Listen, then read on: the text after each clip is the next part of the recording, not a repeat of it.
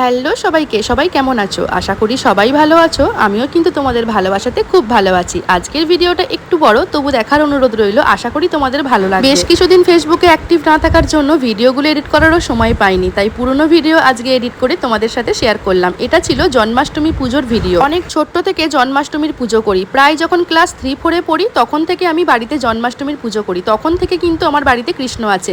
এটা ছিল আমার বাবার বাড়ি, আর আমার বাবার বাড়িতে এখন যেহেতু কৃষ্ণ আছে তার জন্য কিন্তু সমস্ত জোগাড় সকাল থেকে শুরু করে দিয়েছিলাম। জন্মাষ্টমী পুজোর সমস্ত জোগাড় কিন্তু আমি নিজে হাতেই করি, কিন্তু এই বছর সবাই মিলে আমাকে সহযোগিতা করেছিল, কারণ আমার একার পক্ষে সম্ভব হয়ে উঠছিল না, যেহেতু দুটো বাচ্চা। তাছাড়া আমার বড় ছেলে তো প্রচুর পরিমাণে হেল্প করেছিল, আর যেহেতু আমি বাবার বাড়িতে, তো সেই জন্য সবাই মিলে পাড়ার আমার কাকিমা, জেঠিমা, ঠাকুমা সবাই মিলে কিন্তু আমাদের এই পুজোতে সবাই সহযোগিতা করে। আর বাড়িতে যেহেতু পুজো হয়, এই ছোট্ট কৃষ্ণটাকে দেখো কতটা সুন্দর দেখতে লাগছে।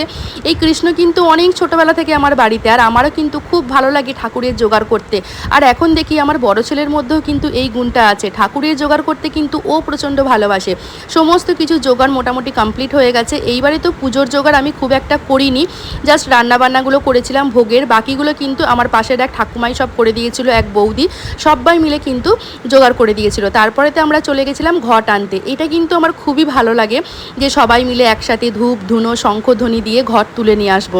তো সেই জন্য কিন্তু ঠাকুরমশাইকে প্রথম থেকেই বলা থাকে ঘট কিন্তু আমরা তুলতে যাবই। আর যেহেতু গ্রামে, সেই জন্য এই ঘট তোলার আনন্দটা কিন্তু একটা উপভোগ করার মতো, তাই না বলো? বিয়ের আগে এই জন্মাষ্টমীর পুজো কিন্তু প্রত্যেকটা বছরই আমি বাড়িতে বেশ ধুমধাম করে করতাম, কিন্তু বিয়ের পর তো প্রত্যেকটা বছর আমি যাবার সুযোগ পাই না।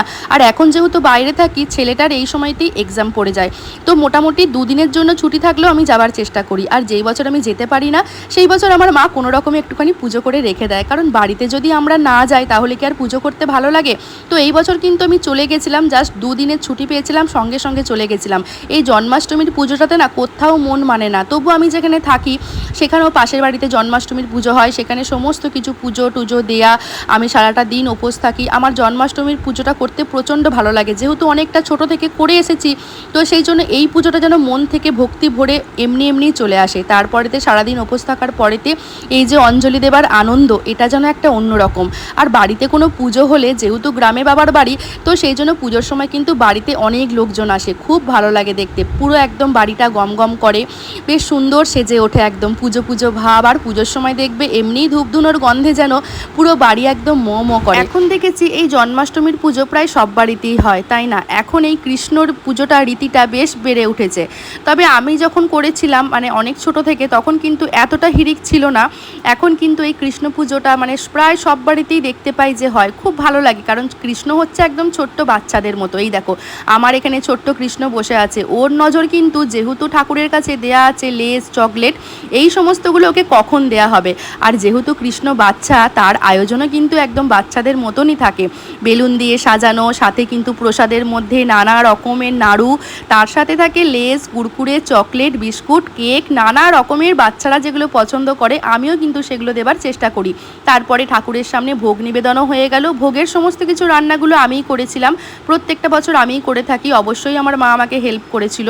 তারপরেতে পুজোর শেষে এখন শান্তি জল দেয়া চলছে। ঠাকুর সবাইকে এখন শান্তি রাখুক, সবাইকার মন শান্তি রাখুক, সকলের মঙ্গল করুক, এটাই শুধু কামনা করি, আর কিছুই নয়।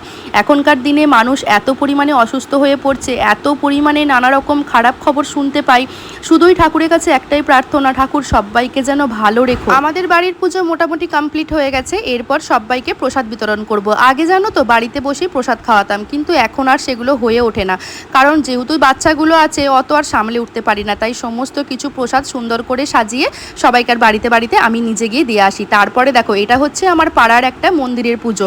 পাড়াতেও কিন্তু যেহেতু অনেকগুলো মন্দির থাকে, তো সেই মন্দিরেতেও সমস্ত জন্মাষ্টমীর পুজো হয়। এখানেও কিন্তু অনেক মানুষজন চলে এসেছে। এই যে আমার ভোগে ছিল হচ্ছে ছোলার ডাল, কুমড়োর তরকারি, লুচি, পোলাও, সাথে ছিল পনির, তার সাথে ছিল মিষ্টি। এই দেখো এ এখন সুযোগ পেয়েছে, এখন রান্নাঘরে বসে এখন আমার কৃষ্ণ এখন খাবার খেতে শুরু করে দিয়েছে। ভিডিওটা ভালো লাগলে অবশ্যই লাইক কমেন্ট করে দিও। টাটা।